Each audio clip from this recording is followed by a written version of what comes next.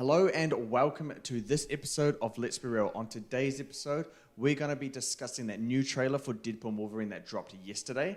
We're going to be doing our box office predictions for the summer movie season. So all the major blockbusters releasing from around May to about August. And then we're going to be finishing things off and we're going to be doing our Rotten Tomatoes predictions for those same movies as well.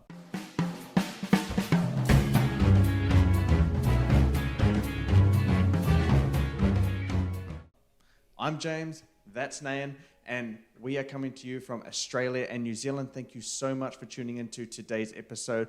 We appreciate it, and we hope that you guys are enjoying our conversations, our takes, and predictions, and all that stuff. Remember, if you do want to be a part of the conversation, you can just comment down below, find us on social media, and let us know your thoughts, your takes, or if you want us to do any kind of news, ranks, lists, all that kind of stuff. You guys know the gist at this point. Thank you again for tuning in. Nayan, let's get to it, eh? Yeet.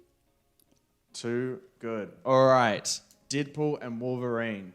This is a movie I had around 5th on my most anticipated. I reluctantly had it there because the MCU has not been promising of late. It has been something that has been going downhill extremely fast, and it's really sad to see. But Deadpool and Wolverine, I had faith in it. It had to be fun, right? Trailer 2 comes out, and boy, I think that's all confirmed for me. Nayan, what did it confirm for you, man? Because I know you didn't have it on your honorable mentions. It was nowhere to be seen. Are you looking forward to this one now? I am actually looking to see where I had it. And, yep, I definitely did not have it on my top 10. And I didn't even... I swear I had it on my... Oh, must not have. I swear I had it on my honorable mentions, but clearly I didn't. So it might be a big L on my part, but you can sort of understand, like the previous few years of MCU. Why would you trust in an MCU product for? I mean, yeah, it's Deadpool and it's R-rated, so it's something new for them, but still, skepticism is skepticism. But now that's all gone. After that first trailer, I was hyped, and this trailer was just, that nail in the coffin. It was, this is what Deadpool should be with Wolverine, unhinged jokes, lots of swearing, Hugh Jackman being pretty much an angry man. It's awesome in the fact that we get to see him in the classic suit, and not just the classic suit with sleeves, but also the sleeveless sleeves as well. I think the chemistry between Ryan Gosling, Ryan Gosling? No, Ryan Reynolds. Getting confused. Too many Ryans nowadays in the cinema. Industry between Ryan Reynolds and Hugh Jackman is just going to be off the charts. I think Ryan Reynolds, it's you and I. You're going to play the jokey sort of character, and Hugh Jackman would be like me, the angry, big little man, so to speak. But yeah, man, I'm so excited for this. It didn't give away too much on plot details, which is nice. All it did show was that Hugh Jackman's Wolverine is from another universe that he somehow destroyed. He was part of the X-Men, and he was like the leader or the main figure of the X-Men as well. So that's pretty much the main plots that we got from the trailer, which is nice. Yeah. And I also like that little bit at the end in regards to cocaine and like how Kevin Feige said that's the one thing we cannot have in this film. I thought that was just like a nice little fourth wall meta sort of thing to include. Yeah. No, I'm totally with you, man. I have 3 words to describe how I felt about this trailer and how I feel about the movie. Let's fucking go. LFG. Honestly, bro, like LFG. Yeah, bro, man. When I put it on 5th, I had no idea that it was like going to be anything great or anything. I just, we heard all the stuff and I'm like, okay, for my most anticipated list, it's a lot of it's like, is it going to be good? Am I going to have fun with it? Am I just interested in the idea or the cast and crew? That's how I kind of factor those most anticipated lists. Putting Deadpool and Wolverine there was purely on the prediction that I would have a lot of fun with this. Again, I'm still not expecting this movie to be great or even good for that matter. I don't think it's going to be anything masterful, best MCU or whatever, but I'm 95% sure from these past 2 trailers and everything we've heard, it's going to be a ton of fun. Like from start to finish, you're going to be in that massive movie theater watching it, and it's just going to be fun as soon as the tape starts rolling. So yeah, this thing confirms everything that I've thought about this movie from the get-go, that it's just going to be pure fun, pure, blockbuster, a pure popcorn blockbuster experience. So, yeah, this trailer confirms that for me. And, yeah, we'll see if it's good or not. But I do like that it, dabbles in the dabbles seems to be really into the multiverse. I mean, Deadpool Multiverse of Madness is probably what it should be called, because Doctor Strange didn't do it justice. Yeah. So this one's going to be doing that. We get that multiverse action. We get... I don't care too much for cameos unless they mean something, but getting that multiverse, hopefully it can establish the big MCU threat that's going to be plaguing this entire saga, and pushing that forward, and just having some really good characters between Deadpool and Hugh Jackman's Wolverine. Really curious to see what they do with Wolverine, because it's clearly not the Wolverine that we have known throughout his presence in the Fox universe. Mm-hmm. So who knows what we're going to get from everything here. It looks like a great ride. Really good fun, man. I'm super excited for it. It's going to be cool. Everyone should be. Mm-hmm. Yep. All right. You guys watching this. What did you guys think about that trailer? Did you guys enjoy this one? Are you guys looking forward to Deadpool and Wolverine, or are you still a little bit skeptical about the MCU based on what we've had so far? Whatever it is, whatever you thought, comment below and we can have a conversation from them. Otherwise, Nayan, box office predictions now. So for this little segment, we're just going to be doing some very brief box office predictions, just basically doing the domestic and worldwide total, and we're just going to be providing a loose figure, maybe a range for these kind of movies. Nothing, too... I guess significant yet, because there's some of them so far away, we still have to wait on so many different details to come up before we can give proper predictions. But we'll be giving predictions to these movies in a little bit more detail as we get closer to them. So we're going to be doing the summer movie season that's about May to August, so it's when those big movies start rolling in. Now we'll just get straight into these ones. All right, so kicking off the summer movie season is The Fall Guy, and that is first week in May. Domestically and worldwide, where do you think this movie is going to end up? I have no idea. Zero at all. I am just going to take a stab in the dark. I'm going to say between 80 to 100 domestically. Mm-hmm. And let's say 500 worldwide. I know the action might carry it a little bit, but it's sort of been marketed as like an action rom-com. I know that rom-coms sort of do turn some people away, but yeah, I don't know. It's I have no idea. It's one of these rare things that we get an action comedy, if ever. So it's uncharted territory for me. Well, so you think that it can get 100 domestically and then 400 internationally to get 500 million? Yeah, why not? I mean, hot takes already. It's starting early, but I'm with you in the fact that this movie is incredibly hard to predict, because what's been the last thing since what's been the last nearly 16 years now that have opened the summer movie season the first week of May? It's been a Marvel movie.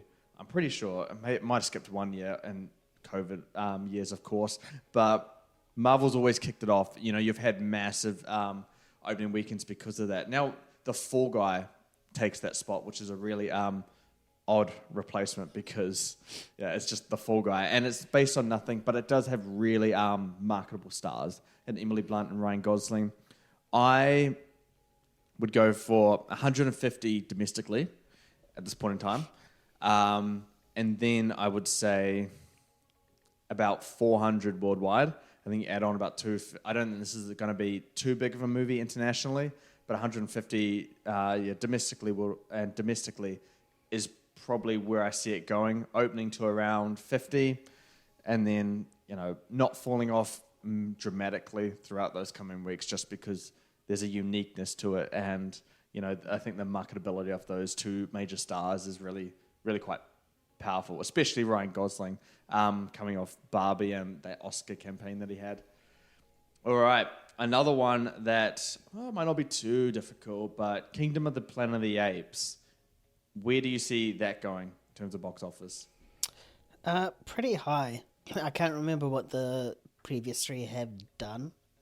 War for the Planet of the Apes got 490 million worldwide. Oh, So then they're not big movies. no, they're not. And we already know that the quality of this isn't going to be as good as Matt Reeves' ones because Wes Ball's directing. If it is any, I guess, help to you, Dawn of the Planet of the Apes got 710 million worldwide, and then Rise got 480. So I don't know why War of the Planet of the Apes fell dramatically, but it could go either way. Yeah. Based on these, yeah. I'd probably go with 150 domestic, between 150 to 200. 200 on like the very stretch. And I'd probably go with 450 to 500. Just somewhere in that 400 range, I think will finish up. Unless it's like an absolute masterpiece that everyone has to go see. But to be fair, the other three movies had like pretty big stars attached to it and they could draw towards it. This one just has Freya Allen, who's only in The Witch, and no one but nerds watch that. So, and don't come at me in the comments. I'm one of those nerds that watched it. So, I mean, yeah, man, I completely agree with you. At least domestically, 150, I see it heading around there. 200 at a stretch as well, yeah. And then worldwide, I think you're looking around something 450 to 500, I would say, as well. Yeah, it's not something that's going to be massive or as big as it should. You know, we looked at, you know, just before the historical data, the other Apes movies. It's not a big franchise, and internationally, it's not, you know, massive. So who knows? I think it does have the potential to get to that 700 million mark if it is great. But the others were great. War for the Planet of the Apes was great, and that did massively lower than Dawn of the Planet of the Apes for some reason. I still don't know what that is. All right, a movie we're both highly anticipating, If. oh fuck yeah! And where do you see If getting in terms of the box office? I really hope it's $0, but that's very unrealistic. Domestically, see, this is a hard one also because it's like a kid's movie, not based on a property. So it could go really one or two ways, either really, really good or really, really bad. I'll provide some context for you. It releases on the same weekend as the Garfield movie. Oh, okay. Yeah. 80... So there's some competition there. Oh, wait. Yes, it does. Or is it Furiosa? It's one of the two. Either way, it's heavy competition. I'll go 80 million domestically, and I'll probably go at a stretch 300 worldwide. It's a big stretch, bro. Big stretch. Yeah. Oh, I'm sorry. It doesn't release with any of those movies. It's the weekend before the Garfield movie and Furiosa. But yeah, I would say you're right. And at least my prediction is the same as yours for domestically. 80 million is the ceiling. That's the highest I think it can do. I think you're probably looking around something around 60 million. I don't think this is going to resonate with anybody. So, yeah, I would say 60 domestically. I'll be kind and say 150 worldwide. I'm just not getting a strong sense from that marketing campaign that it's anything significant. I would say John Krasinski's really missed the mark here. And he probably should have done A Quiet Place day one, which is one that's coming out later in the movie season as well. Yep. Yeah. All right, we'll move on to another one we're highly anticipating. That is the Garfield movie, voiced by iconic voice actor Chris Pratt. Oh, greatest of all time. I can't wait for the Rotten Tomatoes predictions for these movies. But anyway, we're talking box office right now. What are your predictions for the Garfield movie? Well, Garfield has got Chris Pratt attached to it, and it's also a well-known, thing, animation, whatever you call it. So I can see it doing incredibly more successful than If. So I'm going to go between 150 to 200 domestic. And I think it could hit 500 worldwide. Yeah. Yeah, that's interesting. This is another one that's really hard alongside the Fall Guy in terms of predicting, because you are right. It's an incredibly popular IP that's been around for decades. Yeah. Chris Pratt attached to it honestly helps in terms of box office because, the general audience knows who that is. Is it going to be good? That's another thing we're gonna be predicting soon. I would say 130 million to 150. I think it gets there purely based on the IP and the recognition of the brand. The fact that it releases the same weekend as Furiosa, it's good counter-programming. Hey, Han, I'll go to this. You and the kids go to Garfield movie. You could see a lot of those situations playing out. So I actually think it will help it and be in its favor. Around 130 domestically. Worldwide, I don't know whether animated movies can do really well overseas. Oh, I'm going to regret it, but I might have to agree with you, man. 500 million, I might have to do. We're going to see about that. That's going to be an interesting one. The power of Pratt, bro. Look what he did for Super Mario.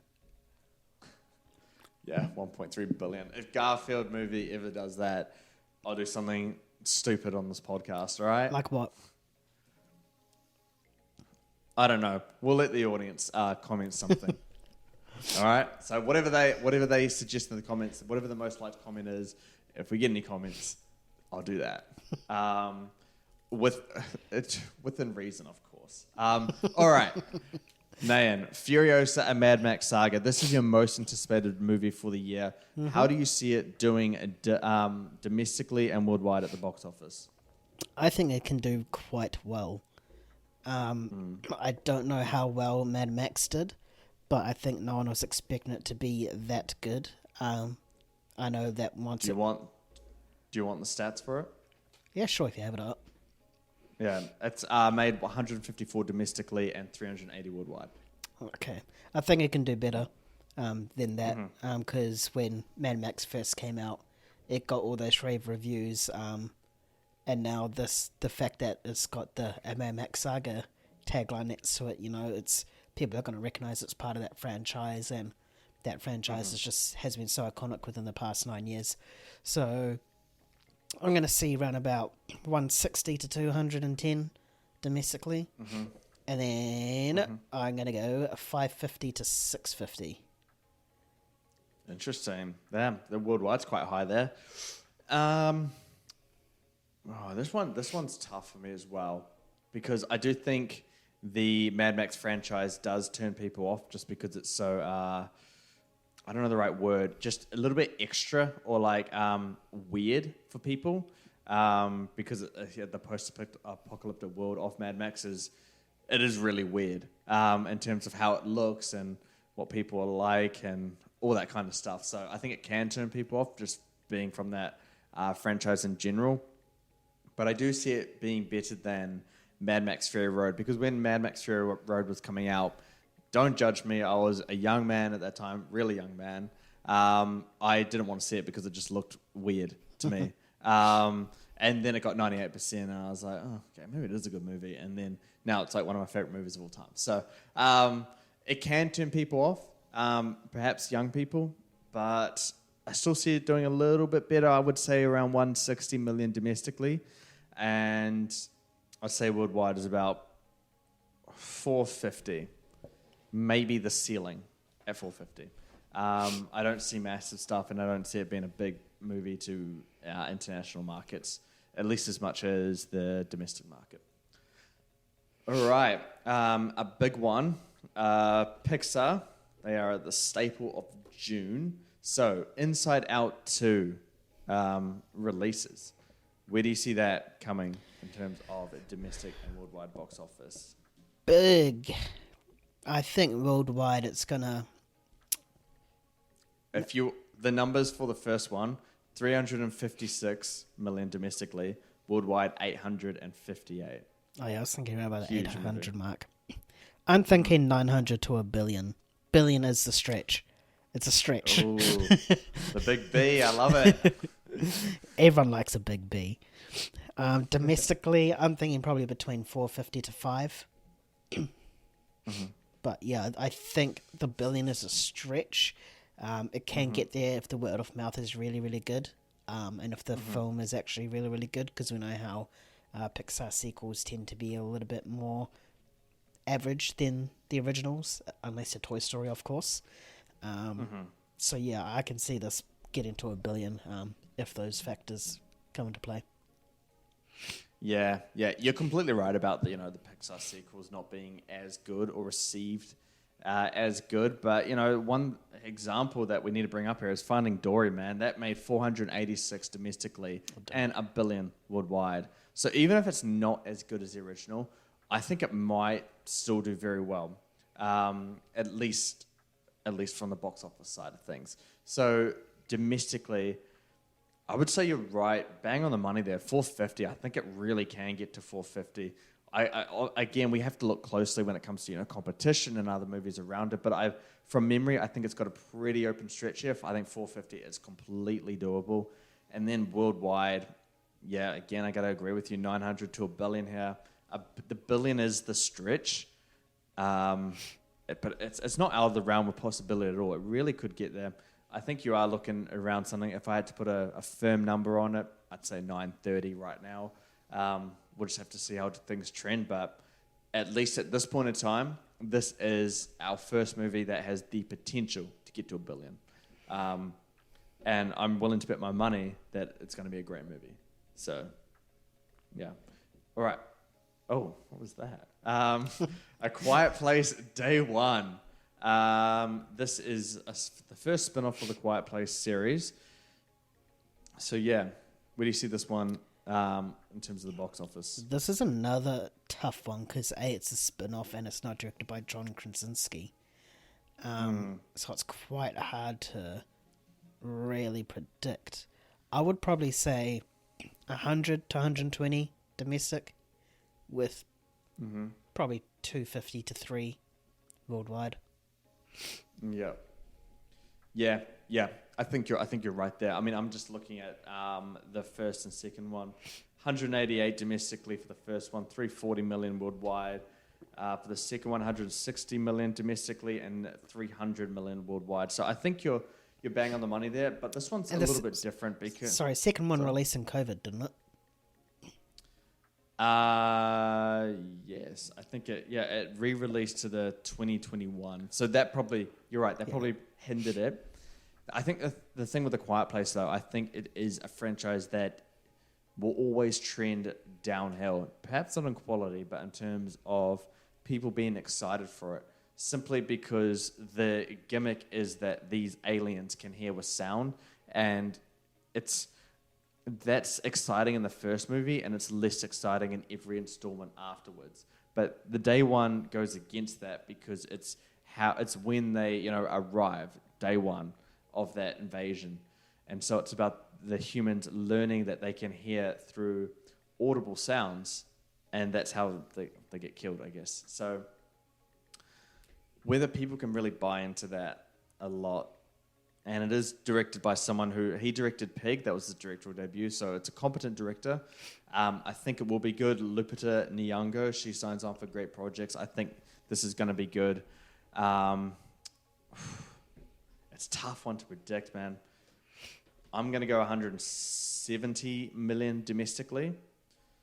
And I'll say 330 million worldwide. I'll be a little bit conservative for this, just playing it safe, I think. I still haven't seen much from it in terms of trailers, marketing, all that kind of stuff. So, yeah, we'll have to see how it goes. Yeah. All right, the monster of the summer movie season. We have Despicable Me 4, which is having an excellent marketing campaign. If you're watching the NBA playoffs, you'll know exactly what I mean. I haven't, so can you explain? Do you know Nikola Jokic? Yep. Yeah. Best basketball player in the world. No arguments with that one. But he dressed up as Gru for Game 1 versus the Lakers, and it's just part of the marketing campaign. Because people say that he looks like... I actually sent you something on Instagram about this, so yeah, don't listen to my explanation. You go watch Instagram after this podcast, Nayan. But Despicable Me 4, that's what we're talking about, the box office. How big or small is this going to be? Bro, it's untapped. This one, it could hit 2 billion, it could hit 3 billion, depending on the minion power, like, oh. This isn't QQQ. Don't answer it like that. Everything's QQQ. I'm gonna say 1.3 to 1.4 worldwide. It's Holy sh! It's there. Despicable Me is a juggernaut of a franchise. I mean, Minions is a bit hit or miss, but we know that Despicable Me is a better quality product out of the two. And I'll probably go around about, I don't know,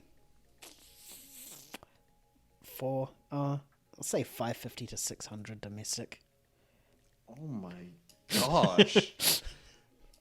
All right, and your worldwide is 1.3 to 1.4 billion. Yeah.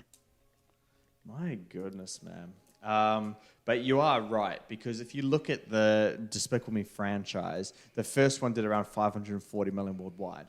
The next one, Despicable Me 2, did 970 million worldwide. And then the third one made $1 billion. And it's funny because each movie is... Yeah, but the quality of the movie is down, down, down. Mm-hmm. And so it's still making more money despite that. And then you go to the Minions movies, man.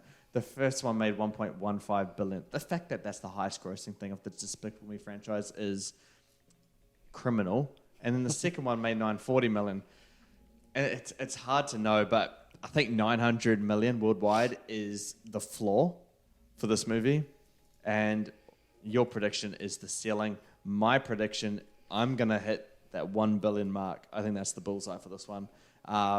We'll see if it goes over or under, but it's going to be big. In terms of domestically for me, I'm not going to say 600 million or 550. I think that's ridiculous on any planet.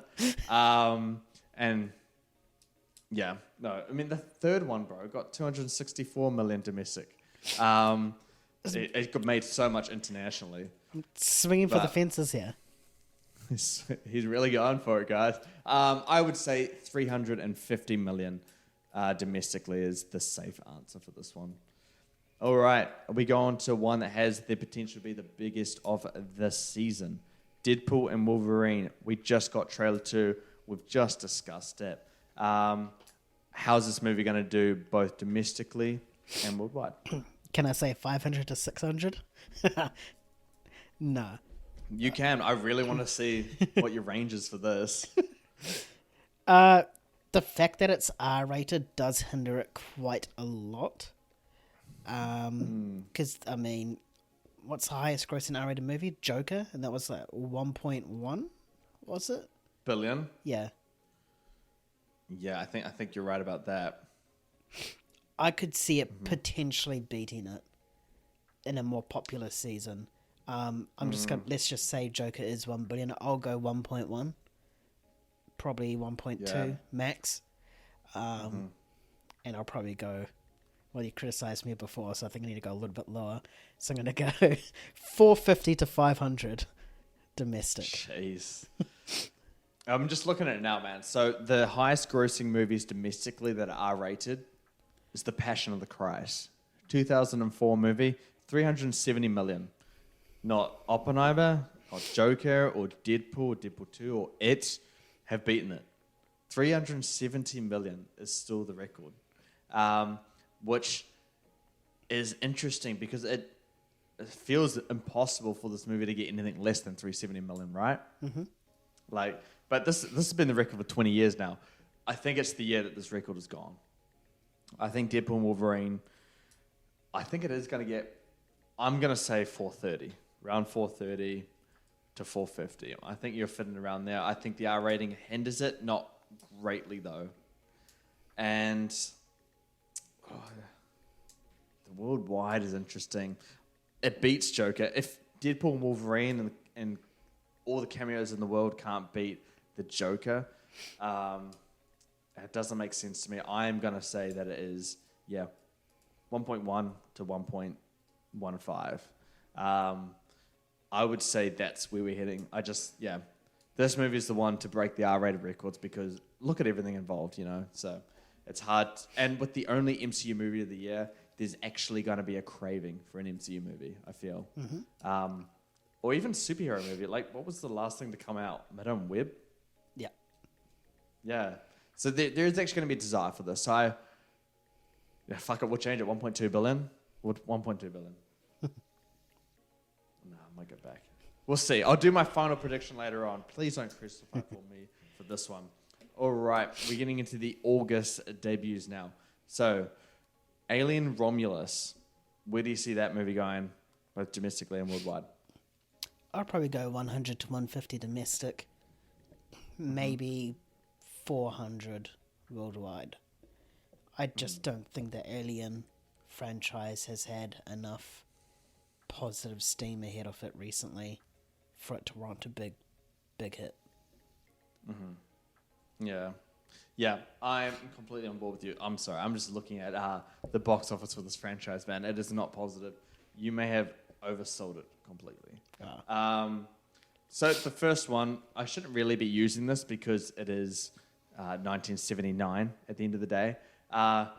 Opening weekend was 3.5 million, so I'm not going to use that one as any kind of thing against your predictions, but Covenant, 74 million domestically, and then worldwide it made 240. So it's hard to say, but I'm probably going to go about 90 to 100 million for domestically. But I have a lot of faith in this because it does look good, and I think it is going to be a genuinely great horror movie. I think you're looking at around... I think it can push to 300 million worldwide with the right marketing and with a good rollout. So that's what I would go. All right, and the final movie of the summer movie season, we're ending the summer movie season with a bang, and that is Kraven the Hunter, starring Aaron Taylor-Joy. As you know, we've all seen the trailer, unfortunately, but Nain, where do you see this movie going domestically and worldwide? Not good. A, it's Sony, and B, it doesn't look good. And A, B, C, D. But it's before R-rated. you give me your predictions on this, Venom didn't look good, and Venom is R-rated. And then what did the first one do? Yeah, but it did 850 million worldwide and 213 million domestically. Yeah, but Venom's very, very popular character. Kraven the Hunter, but not as is popular from Spider-Man to the game. I guess, yeah, it's gotten some recent hype in it. Just a little bit, yeah. I mean, if you look at Madam Web and Morbius, they both did trash. So, to be fair, I've heard none of them prior to them being announced as projects. So, yeah. I'm going to go 70 domestic. No faith. And probably 160 to 220 worldwide. It's interesting. Yeah. Aaron Taylor-Johnson isn't as marketable as someone like Tom Hardy. And you are completely right that Kraven the Hunter is not nearly as popular as Venom. So immediately it's a tough sell towards audiences. But Madam Web got like 43 million. I don't know. We're not even going to get into Morbius numbers because that's even another level of tragic. But I don't think it's going to be as bad as those movies. I'll be safe with this one as well. I'll just say 100 million domestically and about 230 worldwide. I'm not expecting great things from this. But moral of the story, Sony should just hand over the rights to Disney to use all that stuff. Stop trying to make your own little Spider-Man universe. You've tried it twice. Doesn't work. All right. So that is the end of our box office predictions for all the movies coming out this summer. And by this summer, I mean everyone who's watched from the USA because it is me and Nain's winter. But yeah, if you guys agree with it, if you guys have any predictions of your own, drop it down below. We can have a conversation. I love talking box office. So let me know your thoughts, higher, lower on whatever movie. We can have a discussion from there. I think it's going to be quite an interesting box office for this season because, it's not dominated by those kind of heavyweights that you're used to. So yeah, let us know your thoughts down below as well. All right, I'm going to hand over to Nayan now because we're going to dive into our Rotten Tomatoes predictions. So, Nayan, take it away, my friend. Just as James said, we've given you the list of the box office, and now it's time to predict the score on where it would rank in Rotten Tomatoes. We're not going to do the Fall Guy because that's already has a score at 89% right now.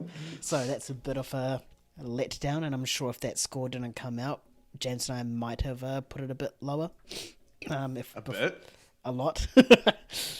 But Kingdom of the Planet of the Apes, we know that the previous 3 films have been rated really, really positively. I think I have the numbers up here if I saved it.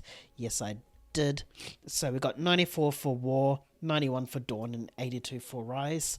So what are you thinking for Kingdom? Well, Matt Reeves did Dawn of the Planet of the Apes and War for the Planet of the Apes. I forgot who did Rise. But even still, I don't think Wesball can replicate the kind of magic that either of those 3 films had.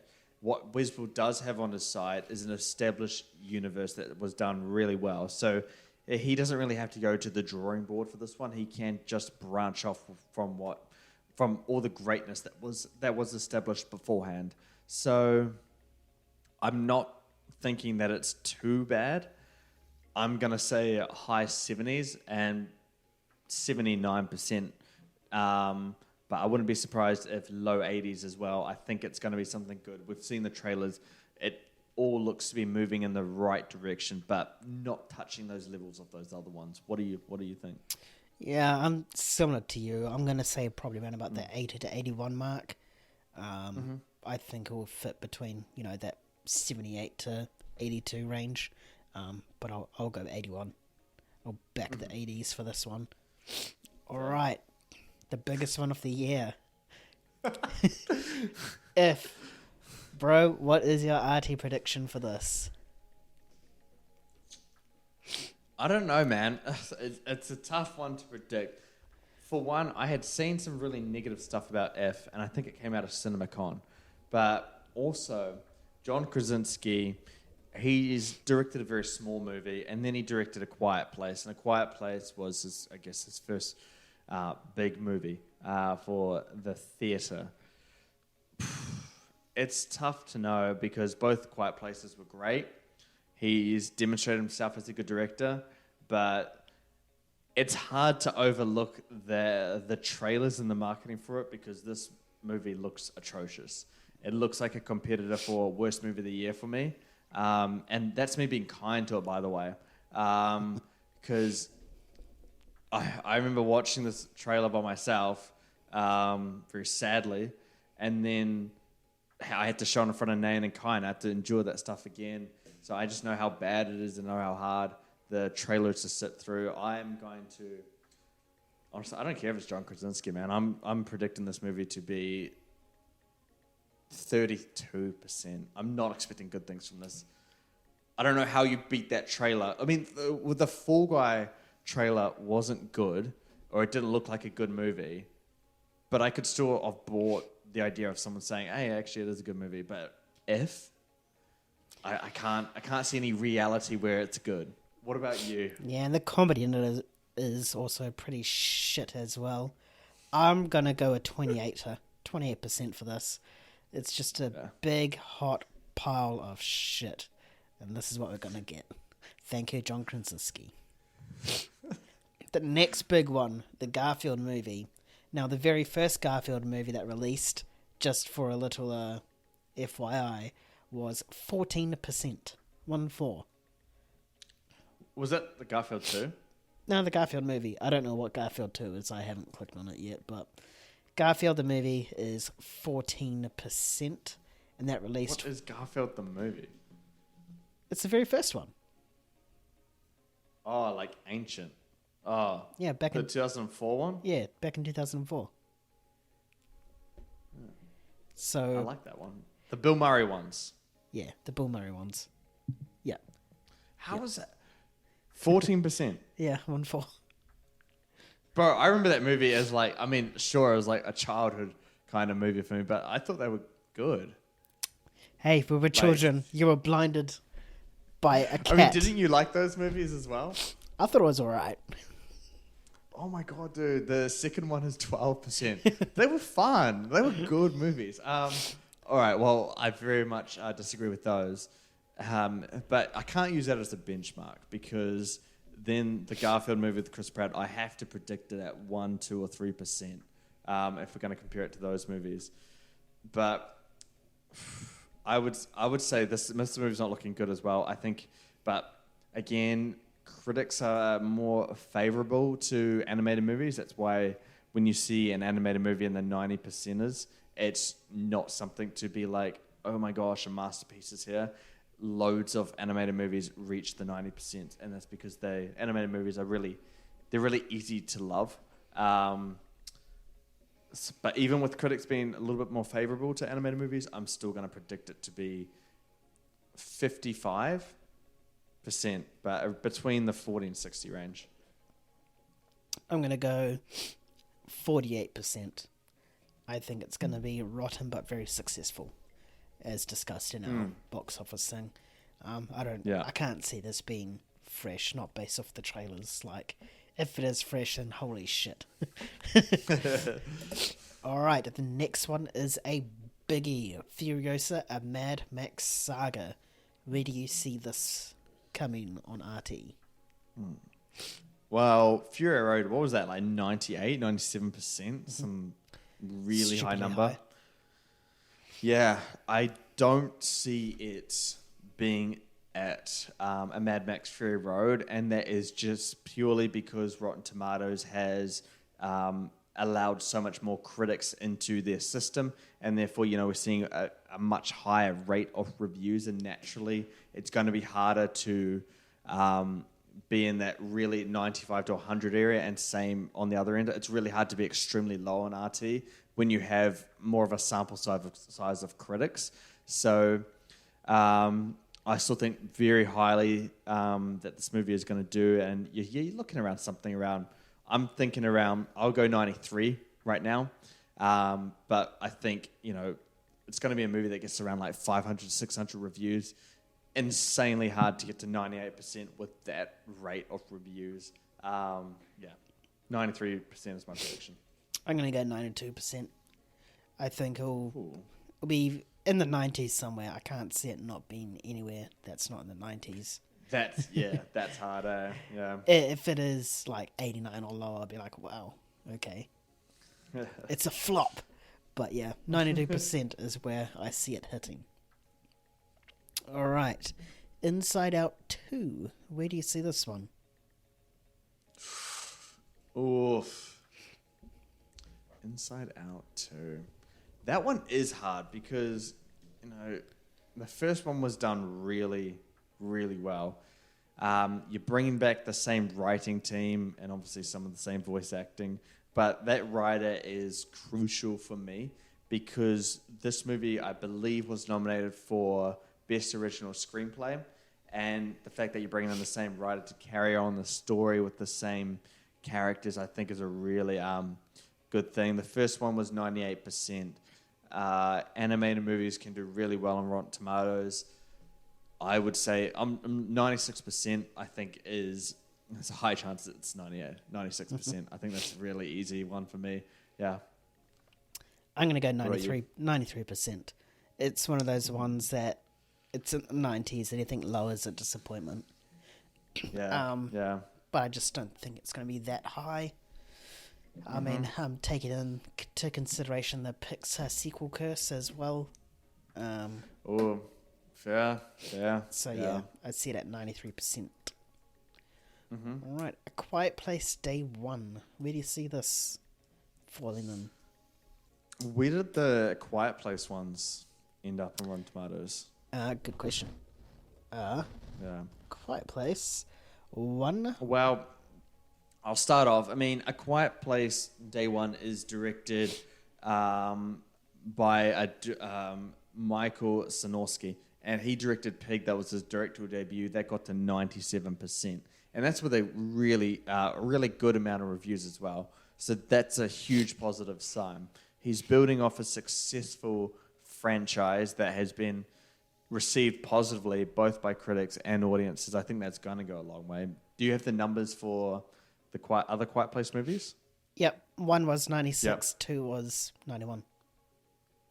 92 and 91. Oh, do I go that high? It doesn't feel like a 90% kind of movie. I'm going to be a little bit conservative. I'm going to play a little bit safe, and I think you're looking around 87% for this one.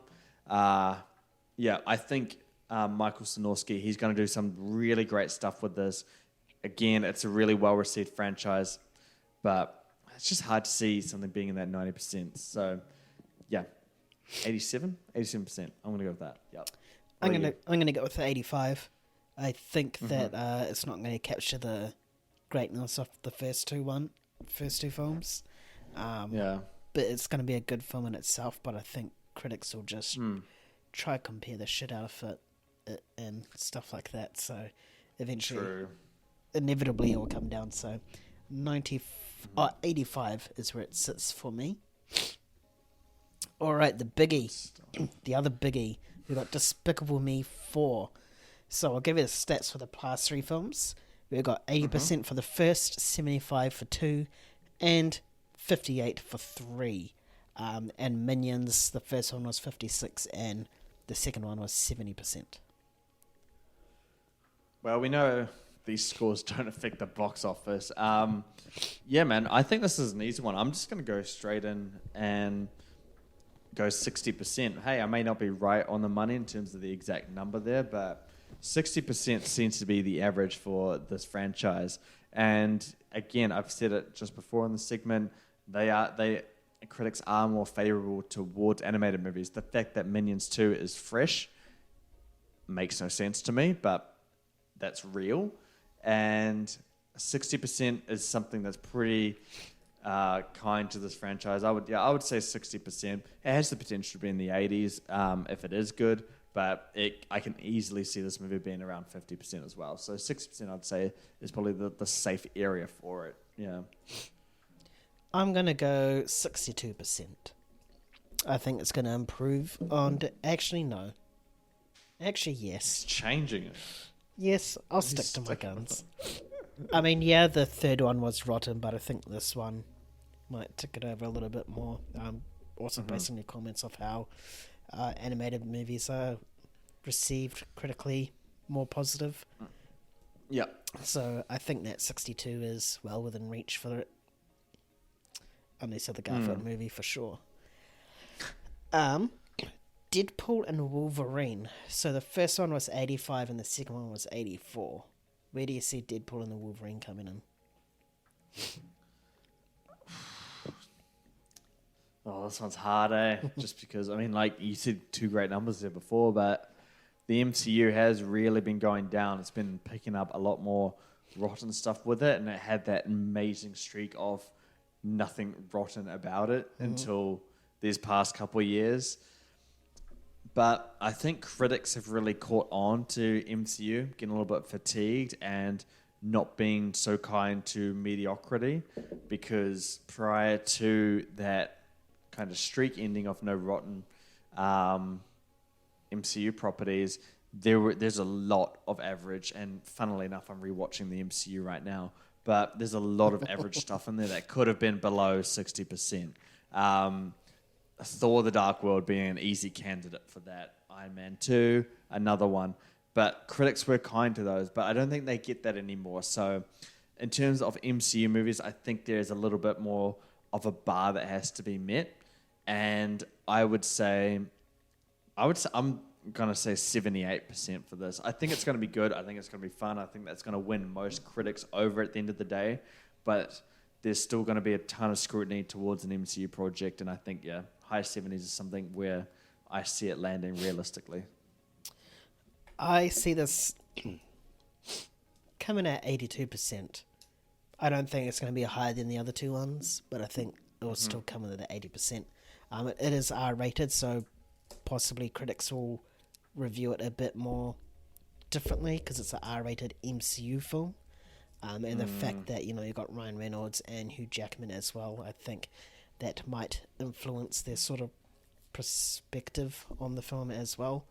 So I'm thinking 82% is where Deadpool and Wolverine will come into. All right.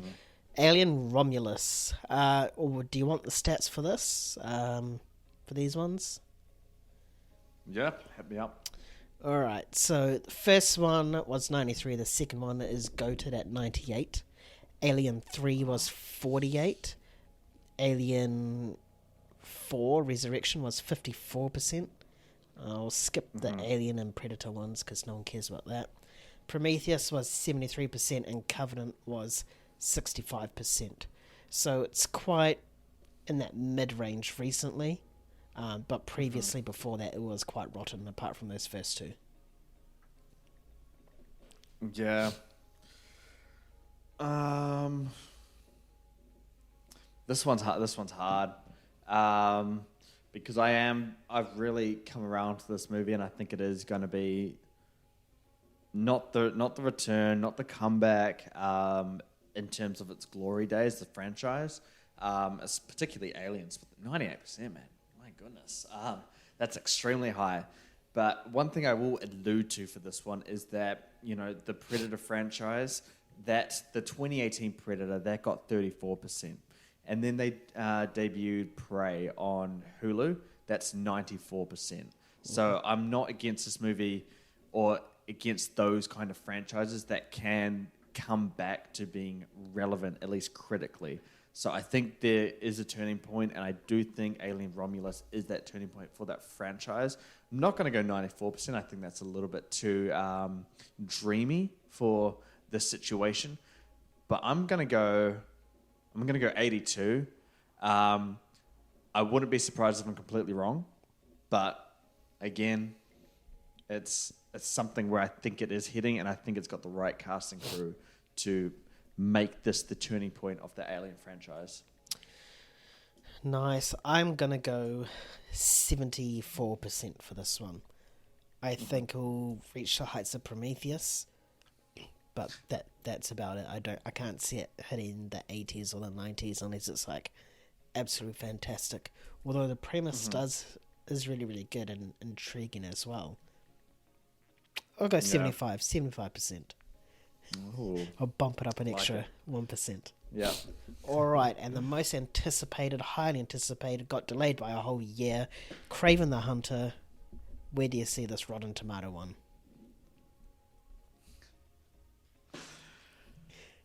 Should I go positive? You do whatever you want, mate. If you do, then I'm sure you get scrutinized in the comments. Well, I mean, you just look at the track record for everything else that have come from the Sony Spider-Man universe that they're doing. Like Morbius, 15%, Madam Web, 12%. I mean, the Venoms, they're all rotten as well, right? Like, you are really dumb if you think this is going to be positive, because there is no indication at all that it will be positive in any sense of the word. You have to do something that's more in the rotten territory. I mean, first Venom is 30%. Man, I do not know. I don't think it's Madam Web or Morbius level of bad. But I think it's going to be bad. And I want to say 25 to 30. I'm going to stick to the trend and say about 26. Be on the lower end of that range there. There's just no hope. Like, there's nothing to like justify saying, oh, this one might be the first fresh one. No. 26 is the right one for this. I'm going to go 24. 24%? Yeah. I did want to say 12, but then I was like, oh, it's R-rated. Maybe critics will review it a little bit more better because it's R-rated. I don't know why. It's just a thing I'm trying to convince myself in my head.